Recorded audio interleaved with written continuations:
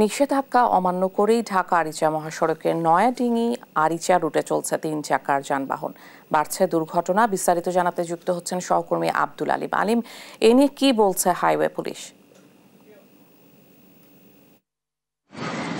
ঢাকা আরিচা মহাসড়কের মানিকগঞ্জের অংশ সাটুরিয়া উপজেলার নয়াডিঙ্গি থেকে পাটুরিয়া ফেরিঘাট পর্যন্ত দূরত্ব 37 কিলোমিটার। এই 37 কিলোমিটার দূরত্বে কিন্তু মহাসড়কে যে অবাধে যে 3 চাকার যানবাহন, সেই যানবাহন কিন্তু চলাচল করছে। তো হাইওয়ে পুলিশের তৎপরতা না থাকায় এই যানবাহনের সংখ্যা দিন দিন বৃদ্ধি পাচ্ছে, তো ফলে বাড়ছে দুর্ঘটনা। তো আমরা যতটুকু জানতে পেরেছি 2015 সালে এই মহাসড়কের দুর্ঘটনা রোধে মহামান্য হাইকোর্ট থেকে কিন্তু মহাসড়কে 3 চাকার যে অবৈধ যান চলাচল বন্ধের জন্য কিন্তু আদেশ জারি হয়। তারপর থেকে কিছুদিন হাইওয়ে পুলিশের তৎপরতা বাড়ার কারণে এই মহাসড়কগুলোতে 3 চাকা যানবাহন চলাচল কিছুদিন বন্ধ থাকে, কিন্তু পরবর্তীতে প্রশাসনকে ম্যানেজ করেই এই 3 চাকার যানবাহন যেগুলো ব্যাটারি চালিত হ্যালো বাইক, সিএনজি, অটোরিকশা, টমটম যে সব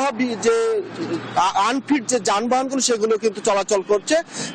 প্রায়শই কিন্তু ঘটছে দুর্ঘটনা। তো আমরা কথা বলেছি হাইওয়ে পুলিশ এবং মানিকগঞ্জ জেলা ট্রাফিক পুলিশের সাথে। তারা যেটি বলছেন যে তারা নিয়মিত অভিযান পরিচালনা করে নিয়মিত মামলা দিচ্ছেন, জরিমানা করছেন, তারপরেও রোধ করা যাচ্ছে না বলে তারা জানিয়েছেন। তবে তারা চেষ্টা করছেন বলে তারা জানিয়েছেন। তো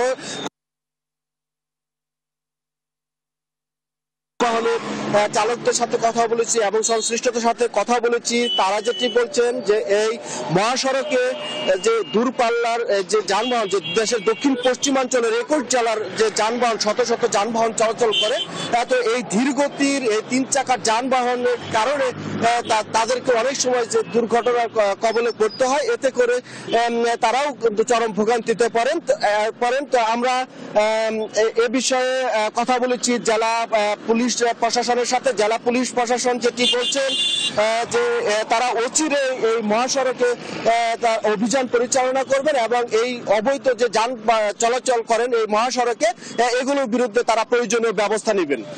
তো এই ছিল আমার কাছে ঢাকা আরিচা মহাসড়কে অবৈধ 3 চাকার যানবাহন চলাচল তার সর্বশেষ খবর।